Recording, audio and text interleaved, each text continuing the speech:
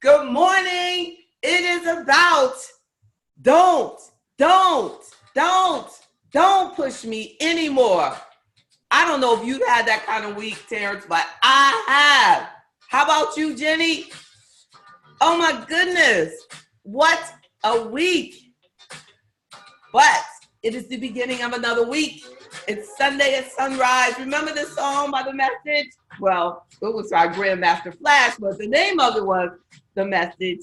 And I have a message today. I have a message. I mean, it was such a week. And I mean, it is amazing how we keep it together. How we keep it together. And I said, I need to get me a toolbox. So what I developed now this week, because of you, because of the soul of your money, I have developed a toolbox of where I can go. I can go to this video. Look, let me make sure I got my recorder on, because I'm coming to this video when I need it, because Lord knows, y'all, I need it a lot. We got to be honest with ourselves. Kirk Franklin has a song, and he says in it, like, the truth can hurt you, but the truth can change you. What will the truth do to you? Well, first we have to accept the truth of that we're close to the edge. You know, what did the brother say? GrandMaster Flash said, it's like a jungle. Sometimes it makes me wonder how I'm going to keep from going under, right? Well, this is real. Let me refer to as a prayer. I want to take some words from Marcus Garvey. He says, we are going to emancipate ourselves from mental slavery. Now, he starts with an affirmation. We are going to emancipate ourselves from mental slavery. While others may free our bodies, none but ourselves can free the mind.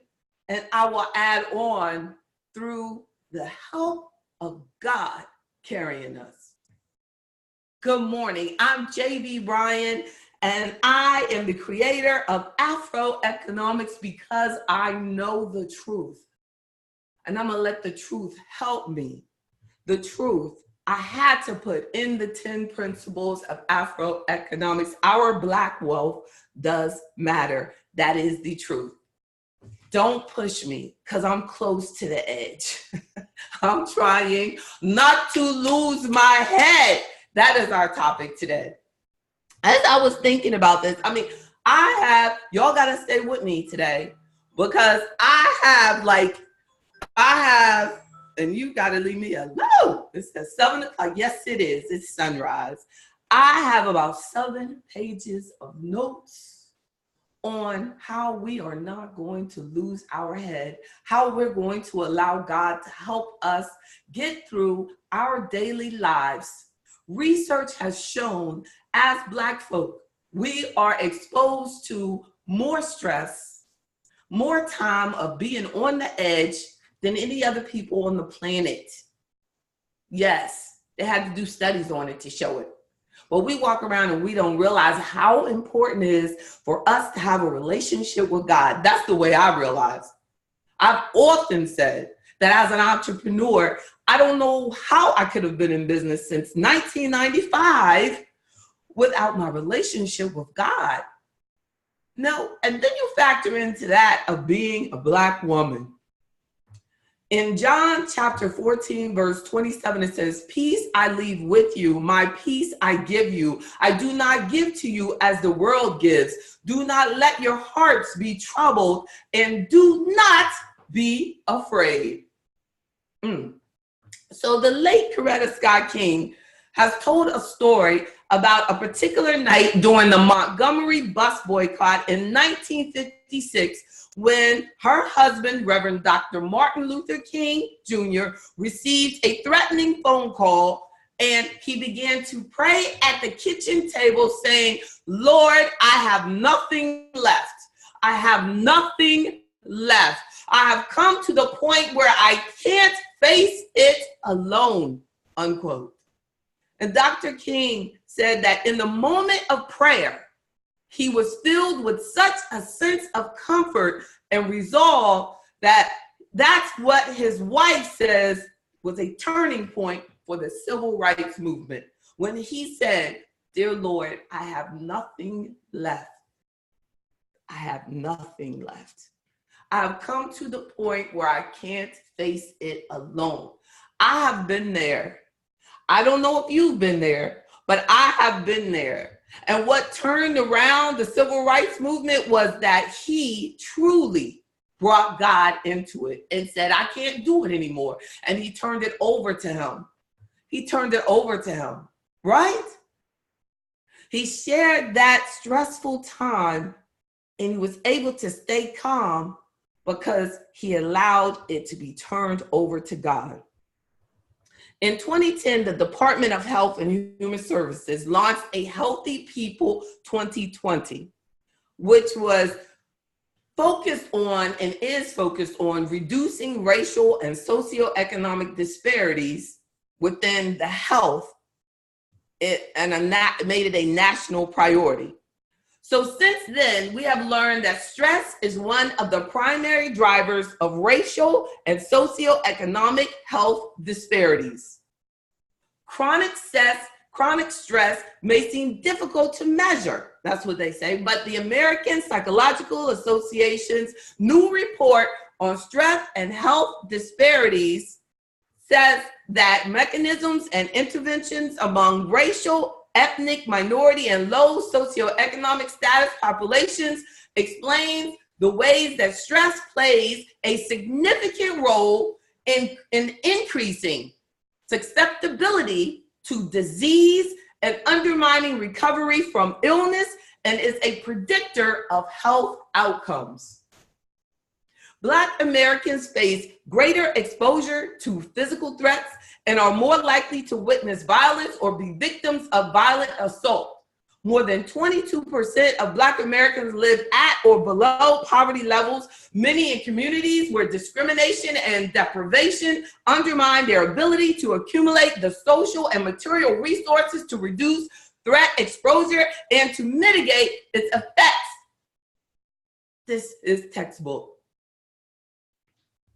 Another study I found, new research from the University of California, Berkeley, reveals an upside to experiencing moderate levels of stress. So it's good to have moderate levels of stress, they said. But it also reinforces how important it is to keep stress under control. Elizabeth Kirby found that the onset of stress entices the brain into growing new cells responsible for improved memory. However, this effect is only seen when stress is intermittent. As soon as the stress continues beyond a few moments into prolonged state that many of us are exposed to, it suppresses the brain's ability to develop new cells. That's what happens. So every day, you're like me, and we wake up Black. We're exposed, unfortunately, too often to a certain amount of stress just because of things that you have absolutely no control over. You come out and unfortunately, there are too many people who still are racially discriminating or condescending or undermining just because of the color of our skin. Too many people of our own color are rude to each other because of how much we've been rude to. My daughter was telling me about the movie, Guess Who's Coming to Dinner with Sidney Poitier, and she watched it in a social studies class. And she said, "Mom, why was the Black maid in the movie so mean to Sidney Poitier?" Isn't that interesting? Thank God that she noticed that. And I said, "Babe, make sure that you point it out," because they hadn't finished watching the movie. Point it out to the class that the maid had been socialized to think that anyone that looked like her was not worthy of her service. So the fact that she had to fix the bed or feed or take care or serve someone that looked like her, she had been programmed her entire life that that's not the way it was supposed to be. Because it's too simple to say that they're mad because he is with a white lady. You know, that's not what that the mind is doing. And that's what we don't realize. We, as a culture, have been accepting of interracial relationships since the beginning of time. So that's not our issue. The issue was that she had been programmed that she wasn't supposed to serve him. Angry Black woman being put out there like that, thinking that she's supposed to be jealous because of this and that and hate that and this and that, and not think that he's worthy of her and this and that. No, it's bigger than that. From the moment that you're born, that you're taught that people that look like you are not worthy of your service, or not supposed to be treated in the way that you've been taught to treat people in a good fashion. And I believe that that's why sometimes we do not respect one another the way that we should, because you feel that you've been disrespected and you feel that that's okay.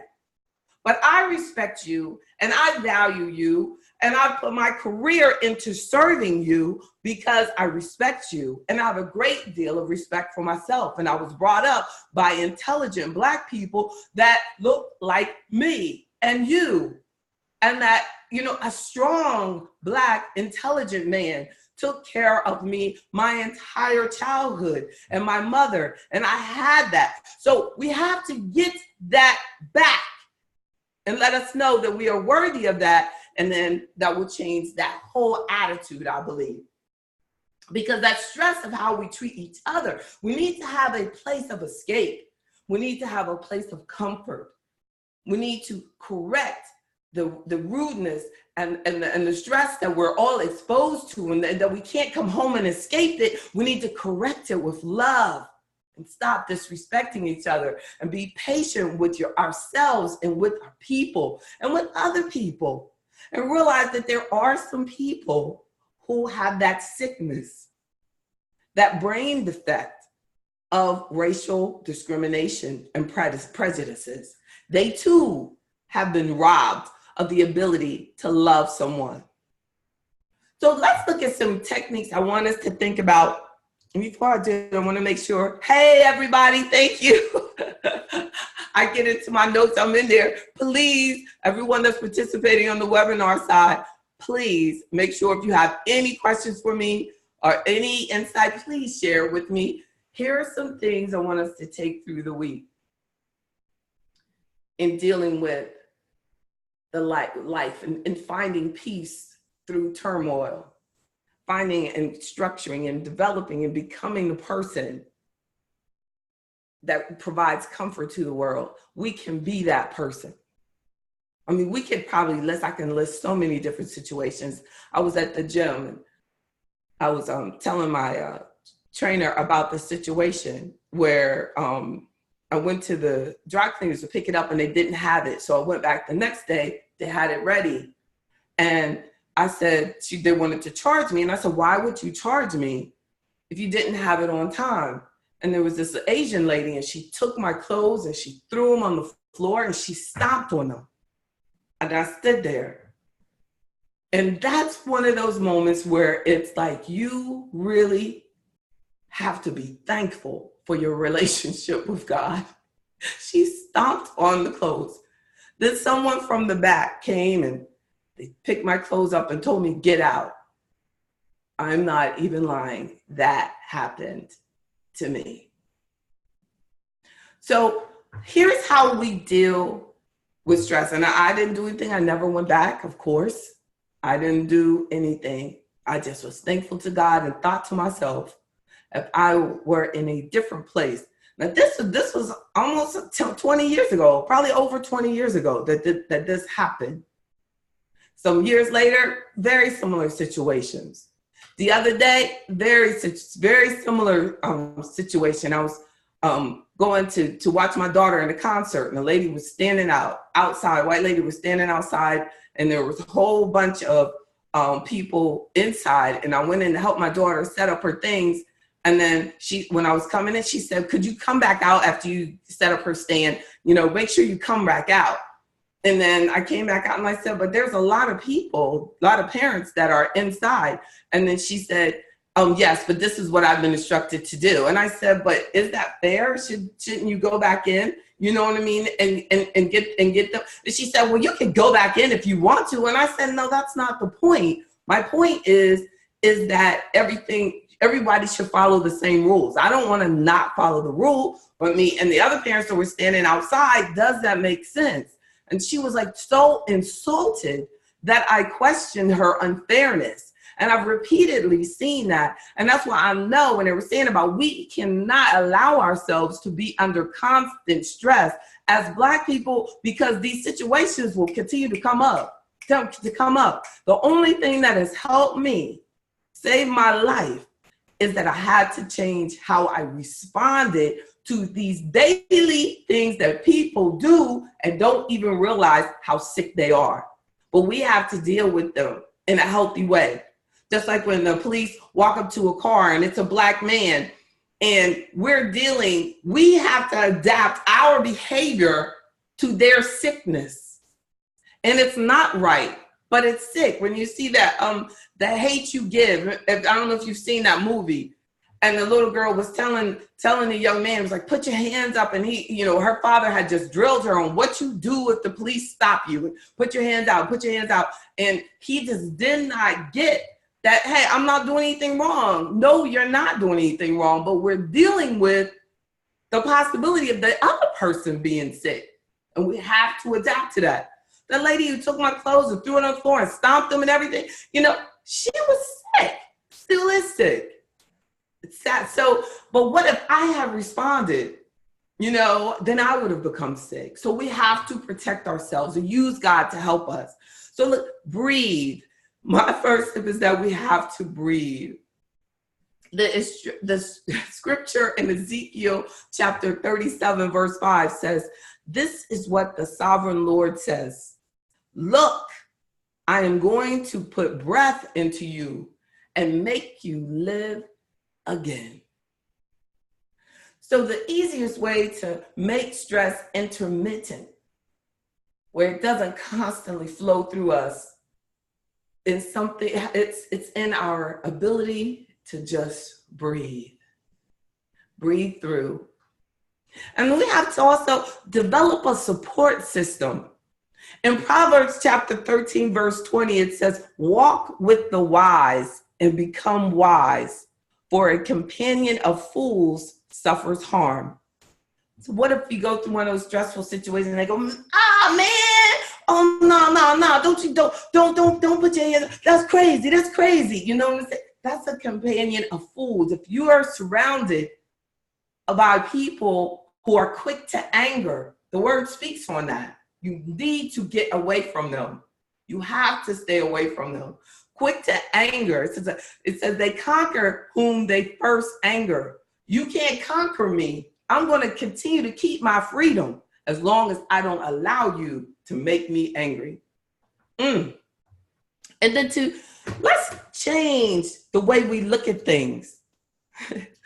Wayne Dyer used to say, when you change the way you look at things, the things you look at change. Well, in Matthew chapter 6, verse 26, it says, look at the birds in the air. They do not sow or reap or store away in barns, and yet your heavenly Father feeds them. Are you not much more valuable than they? That's Matthew chapter 6, verse 23. It says, look, what are you worried about? God is going to take care of it.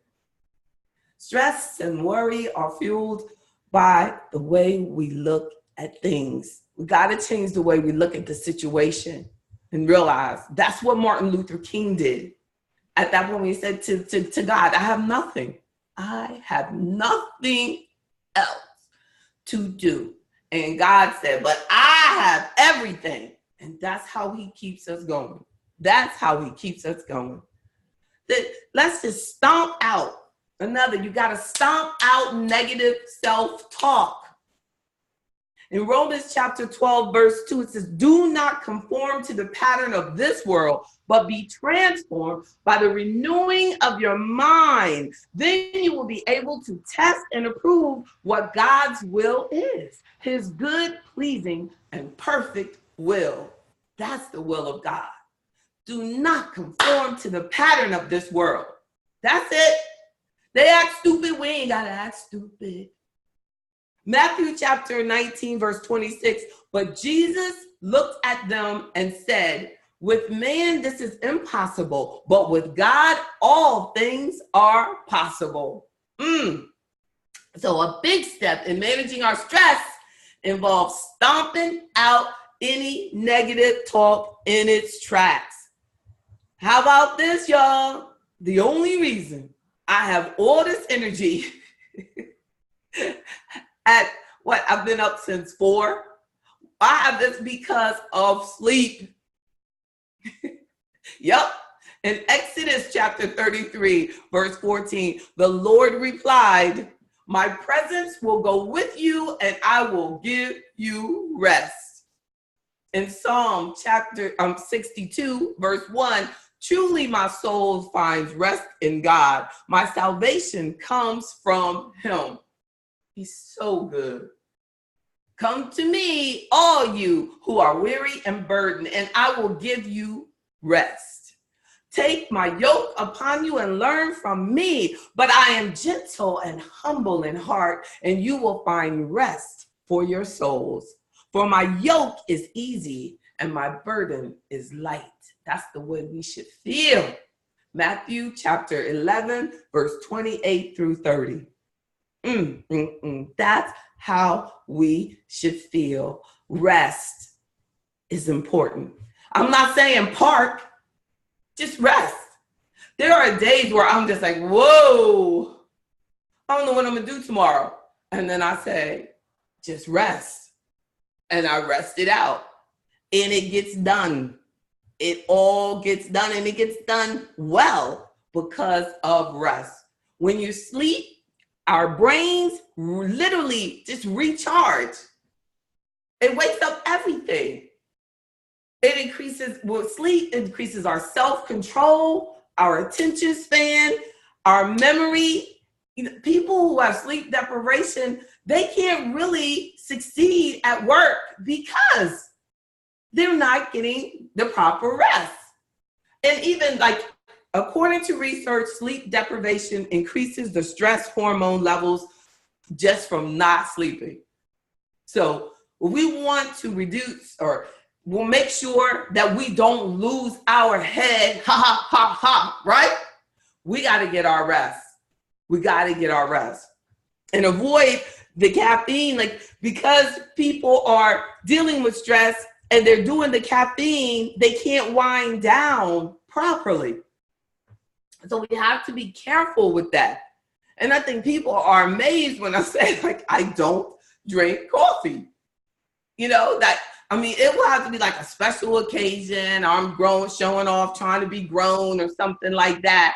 But I don't drink it. Hey, y'all, I see y'all more and more logging in. Yes, indeed. Another point, we want to reduce our stress, find our peace. Here's a tip. Detach your value from the world. Like, don't allow your self-value to come from what the world says that makes you valuable. Like, you might say, well, I don't have 4 cars and my friends have 4 cars and I don't have a 4-car garage. Well, you're attaching your value to the world. You should attach your value with your beautiful relationship with God. That's it. That's what's real. And then it says, set your mind on the things above, not on the things that are on earth. Colossians chapter 3, verse 2. So we need to think of that, because we have to remember we cannot allow ourselves to be under constant stress.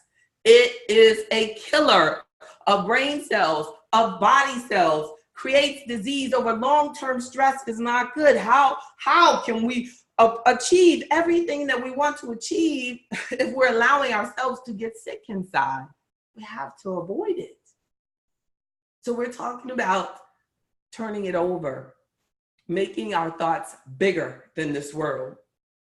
And then developing a sense of appreciation for what you have brings me peace. The Lord has done great things for us. We are glad Psalms chapter 126, verse 3. Taking time to just contemplate all that we are grateful for.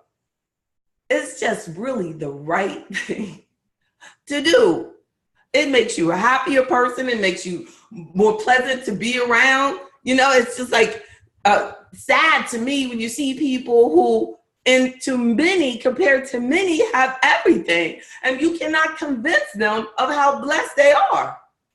And then I guess they might have more friends because there's a whole bunch of negative people in the world. So it might be harder for us positive people to have people that want to be around, because sometimes, you know, people would just get mad at you because you're just so blessed with a great mood, you know, and that's okay, because your true blessing is knowing that that great mood of yours doesn't come from them approving your great mood, but from you knowing that God gave you everything you have.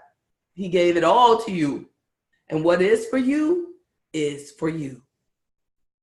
So then let's also avoid worrying about what if this, or what if I die, or you are going to die. That shouldn't even be a worry. You know, worrying about the future that you cannot control. So in Isaiah 41, verse 10, he said, "Fear not, for I am with you. Be not dismayed, for I am your God. I will strengthen you. I will help you. I will uphold you with my righteous right hand." And then in Matthew chapter 6, verse 34, he says, "Therefore, do not be anxious about tomorrow, for tomorrow will be anxious for itself. Sufficient for the day is its own trouble." Look, just focus on the moment. That's it. That is it. That is it. I mean, we really worry about so many things that we have absolutely no power over. He says, "Fear not, for I am with you. Be not dismayed, for I am your God. I will strengthen you. I will help you. I will uphold you with my righteous right hand." Hey, that's enough. And stay positive. Staying positive. Rejoice in the Lord always. I will say it again. Rejoice. This is scripture. This is out of Philippians chapter 4, verses 4 through 9. Rejoice. Let your gentleness be evident to all. Your gentleness. The Lord is near. Do not be anxious about anything, but in every situation, by prayer and petition with thanksgiving, present your requests to God. And the peace of God, which transcends all understanding, will guard your hearts and your minds in Jesus Christ. Finally, brothers and sisters, whatever is true, whatever is noble, I can hear y'all talking with me, whatever is right, whatever is pure, whatever is lovely, whatever is admirable, if anything is excellent or praiseworthy, think about these things.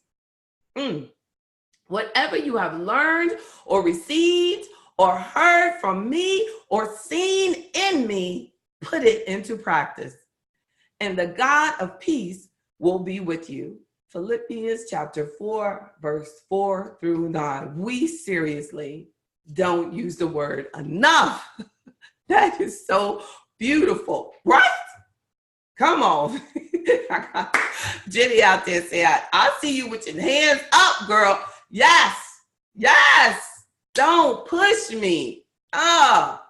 Close to the edge. I'm trying not to lose my head. God of peace is with me. Positive thoughts help us avoid long-term stress. Help us rise above the ways of this world. In closing, I just want to repeat the words of Marcus Garvey.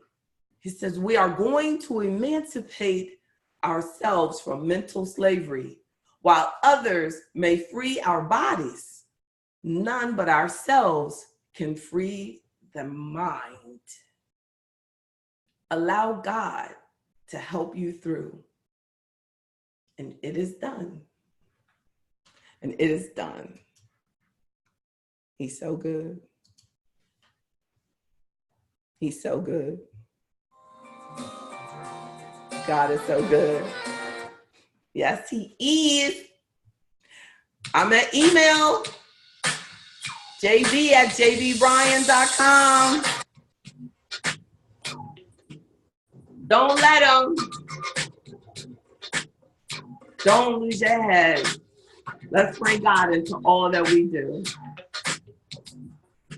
Thank you for sharing your Sunday morning with me. Let go and let God. That's right, Mr. Lewis. Don't lose your head.